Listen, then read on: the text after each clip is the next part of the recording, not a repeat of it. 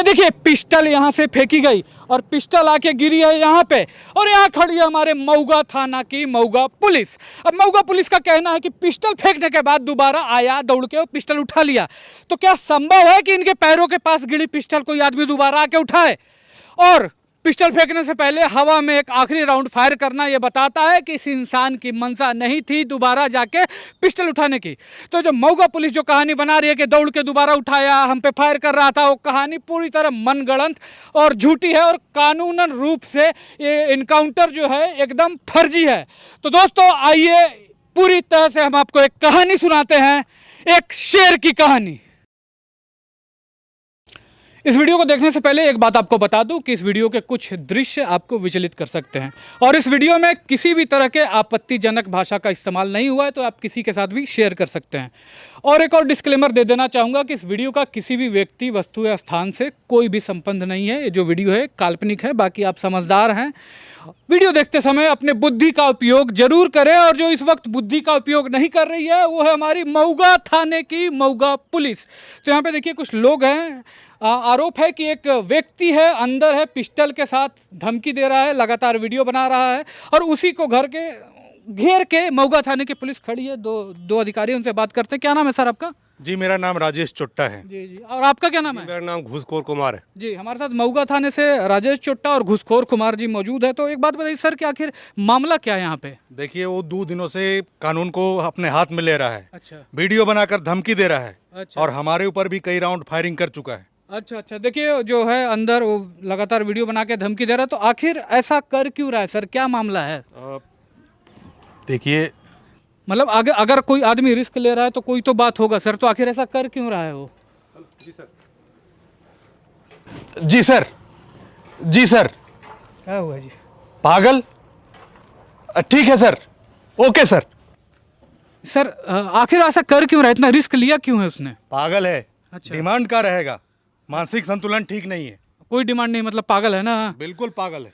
जी हाँ दोस्तों, तो अभी यहाँ के प्रशासन ने जो व्यक्ति अंदर है उसको पागल घोषित कर दिया है। और मैं कुछ चीज़ें आपको बता दूं ताकि आपको क्लियर हो जाए कि ये जो व्यक्ति अंदर बंदूक लेके सबको धमकी दे रहा है, देखिए बाढ़ आते रहता। अभी पंजाब में बाढ़ आया था, पूरा हो हल्ला हो गया था, मीडिया में उसकी खबर चल रही थी। हमारे यहाँ भी बाढ़ आता है, चूँकि हर एक साल आता है तो लोगों को ज़्यादा इतना कोई फ़र्क नहीं पड़ता है। और जब बाढ़ आता है ना तो वहाँ जो रहने वाले लोग होते हैं उनका घर, ज़मीन, जायदाद, जो भी संपत्ति उन्होंने बनाई होती है सब बह जाता है। तो इस बार भी बाढ़ आया था, कुछ लोगों का ज़मीन उमीन बहा, और सरकार की तरफ से उनको थोड़ा सा कहीं और ज़मीन दे दिया जाता है कि वहाँ पे अपना झोपड़ी उपड़ी बना के रह सके। तो इस बार उनको इस गाँव में जहाँ जिसकी धरती पर मैं खड़ा हूँ यहाँ पर ज़मीन दिया गया, और वहाँ पे बिजली पानी वगैरह का कोई सुविधा नहीं था। तो जो अंदर अभी बंदूक लेके बैठा है ना, इसको ये सब देखा नहीं गया। हम लोग तो देख लेते हैं, इग्नोर कर देते हैं, इससे इग्नोर नहीं हुआ। और वो क्या किया कि एप्लीकेशन वगैरह लेके दफ्तर में दौड़ा और बिजली का, पानी का चापाकल वगैरह लगवाया, बिजली का भी जो है इंतज़ाम उसने किया। तो उसके बाद भी वहाँ पे कई तरह की दिक्कत फिर आने लगी, चापाकल में गंदा पानी आने लगा। और एक और बात कि अभी जब जो वहाँ पे जिन लोगों को बसाया है, तो कुछ लोगों को ऐसे जगह पे बसा दिया जहाँ से दोबारा बाढ़ आती है। मतलब एक जगह से उठा के दोबारा वही कुएं में डाल दिया गया। तो ये जो एप्लीकेशन दे के थक गया था, ये बार उठाया पिस्टल और पूरा सिस्टम वगैरह को अपना कानून हाथ में ले लिया और सबको धमकी देने लगा, क्योंकि इससे देखा नहीं गया। और सड़े गले जो भी सिस्टम है हमारा, उससे डायरेक्ट एकदम टकर गया। और वही चीज़ हमारे अधिकारी को, मऊगा थाना की पुलिस वगैरह को, सिस्टम को रास नहीं आया है। तो ये लोग अभी यहाँ पे पहुँच गए। और एक और बात आपको बता दूं कि जो नंबर 1 पुलिस है पूरे वर्ल्ड में, वो सिंगापुर की पुलिस है। और उसके बाद जो दूसरा नंबर आता है वो हमारा मऊगा थाना के मऊगा पुलिस का आता है। पूरे विश्व में नंबर 2 हमारी जो मऊगा थाना की पुलिस है। इतनी टॉप कैसे है, आपको बता दें कि देखिए अब लाइव आपको दिखाते हैं कितना टॉप कैसे है सर। अरे इधर आप लोग इधर छापा मारने के लिए खड़े, उधर देखिए, बिना हेलमेट के जा रहा आदमी। कहाँ है? बिना हेलमेट के है, देखिए ना। ये बार इसका पैसा हमारे पास आना चाहिए। ये देखिए, अरे मजाक कर रहे थे सर, कोई नहीं जा रहा बिना हेलमेट के। ऐसी टाइम आपको मजाक सूझ रहा है? 2-4 ठो केस लगा के अंदर करवा देंगे।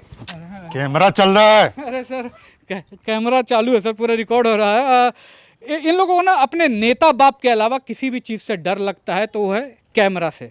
और एक और बात एकदम दिल से हमारा निकल रहा है जी कि मतलब बाहर का पुलिस देखिए, पूरा गैजेट उजेट लगा के लेटेस्ट एकदम तैयार रहता है। और बाहर का आदमी जब पुलिस को देखता है ना तो उनको पूरा सेफ्टी महसूस होता है कि एकदम पूरा पुलिस है तो हम सेफ है। और हम इन्हीं के देखते हैं ना तो डर लगता है, इन लोग को देख के जो हमारी पुलिस है डर लगता है। साला कहीं घूस ना मांग दे, कहीं साला कोई फर्जी मुकदमा ना डाल दे, कहीं रोड पे चलते हुए दूध झापड़ ही ना मार दे, क्या करिएगा आप? कुछ नहीं कर सकते हैं। अकाउंटेबिलिटी जीरो है, पब्लिक से कैसे डील करना है इसकी भी ट्रेनिंग एकदम जीरो है। आप जाइए ना अंदर।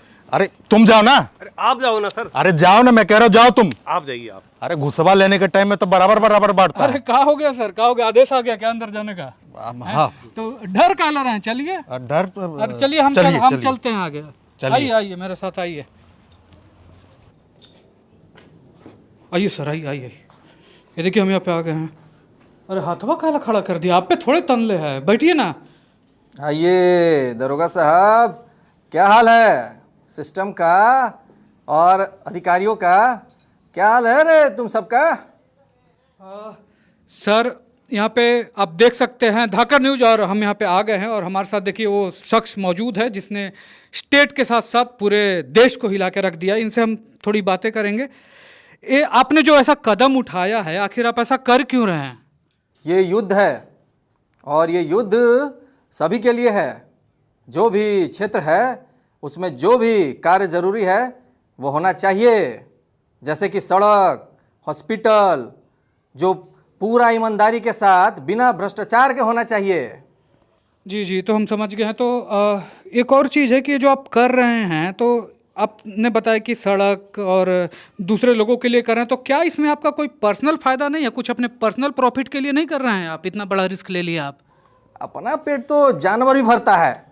मेरा घर का हालत देख ही रहे हैं। अगर अपना फ़ायदा देखते तो ऐसे ही घर होता। जी जी जी। तो अच्छा, और एक और बात बताइए कि तो इस चीज़ के लिए आपको हथियार उठाने की क्या ज़रूरत पड़ गई? इस देश में नई सोच और नई क्रांति स्थापित करने के लिए ही शस्त्र उठाए गए हैं। जहाँ देखो साला ये सब भ्रष्टाचार करता है, जनता का पैसा खा जाता है। जी, तो आपकी ये जो लड़ाई है इसको आप कानूनी तरीके से भी तो आप लड़ सकते थे। बदलाव ऐसे ही आता है, बदलाव आने वाला है। जिसकी दूरदृष्टि इतनी होगी वो समझ जाएगा। जी, तो आप इतना बड़ा रिस्क ले लिए हैं, आप गन उठा लिए हैं, तो और पूरे सिस्टम को आप डायरेक्ट ऐसे चुनौती दे रहे हैं लाइव आके, तो मतलब अगर सिस्टम की तरफ से कुछ किया जाए, आप पर हमला, गोली वोली मार दी जाए आपको, तो आपको डर नहीं है? समाज में और देश में बदलाव ऐसे ही नहीं आता है। क्रांतिकारियों की शान गोली खाने और खिलाने में है। साला साला, अरे अरे अरे भागेगा रे रे, चल भाग यहाँ से। चलाकी करता रे रे, तनियो पिस्तौलवा लहरावत ला तो तनियो के साला के वीडियो। साला आता है जब आतंकवादी तो डर कर भाग जाएगा। का रे रे, जहां बोलना है साला वहां तो निकलवे नहीं करेगा बोली। साला पैसा लेके घूस लेकर बोलवे नहीं करेगा, पिस्तौल दिखाता है रे रे साला।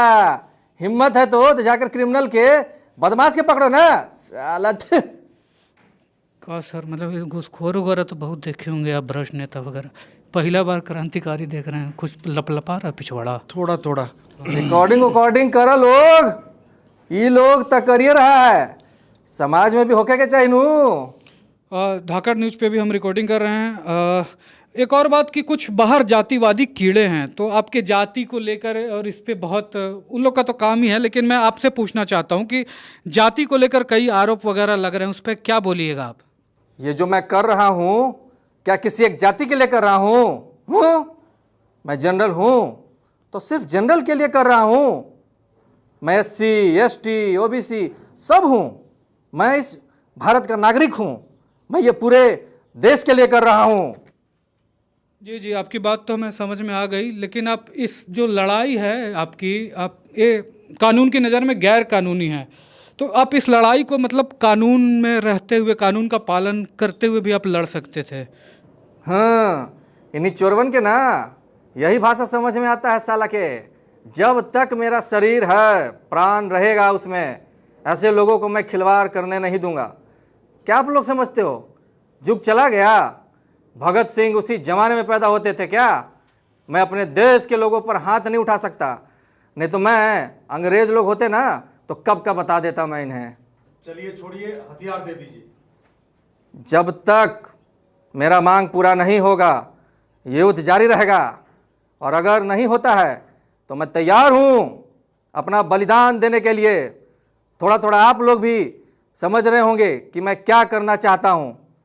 आपका दिमाग ना माने लेकिन दिल जरूर समझ रहा होगा आप लोग का।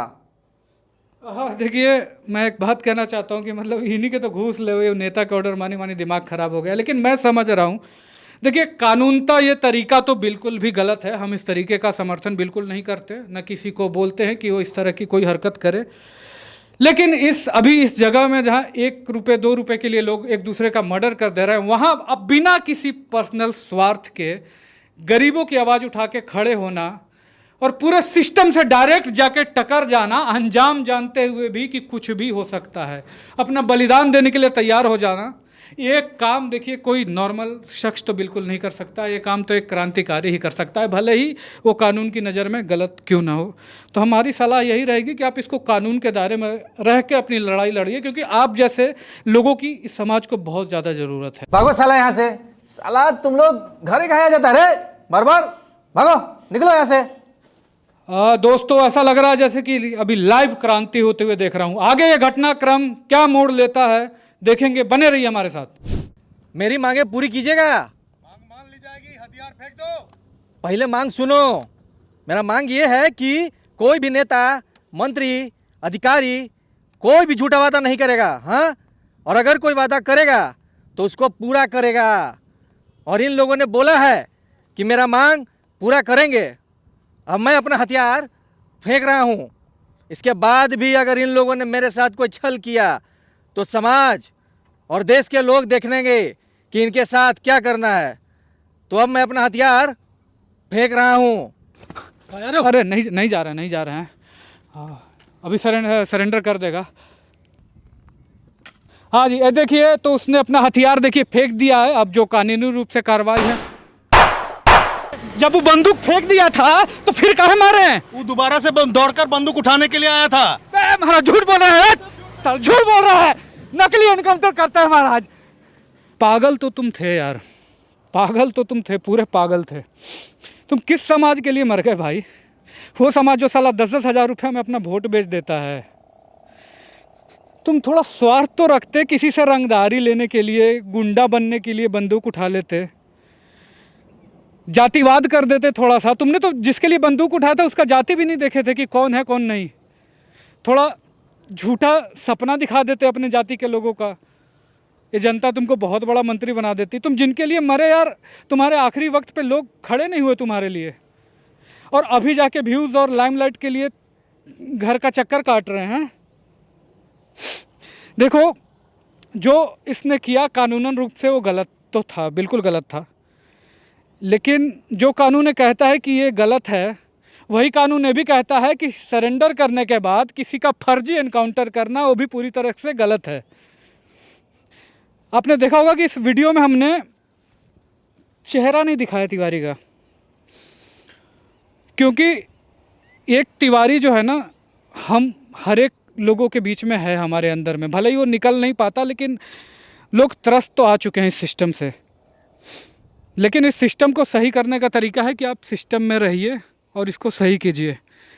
ये हथियार लहराकर, अभी कुछ लोग हथियार लहराकर धमकी दे रहे हैं पुलिस को, उल्टा पुल्टा बोल के वीडियो बना रहे हैं। भाई ये सब मत करो।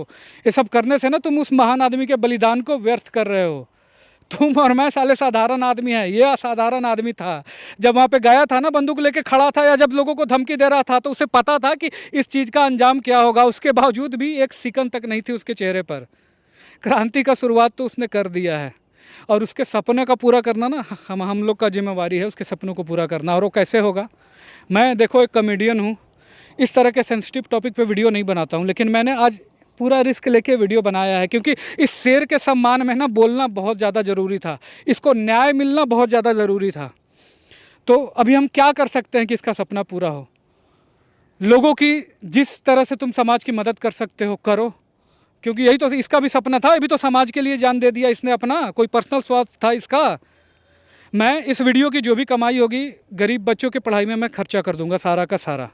और आप देखो कि आप इस समाज को क्या दे सकते हो। कोई छोटी सी भी मदद किसी की कर सकते हो तो करो, कानून हाथ में मत लो। इस भाई का सपना पूरा होना चाहिए, बलिदान व्यर्थ नहीं जाना चाहिए इस भाई का। और इस मैसेज को ना शेयर कर देना लोगों में, ताकि जो नहीं जानते हैं इसके बारे में पूरे विश्व को देखो पता चलना चाहिए कि हमारी धरती पर ना एक शेर ने जन्म लिया था। जय हिंद।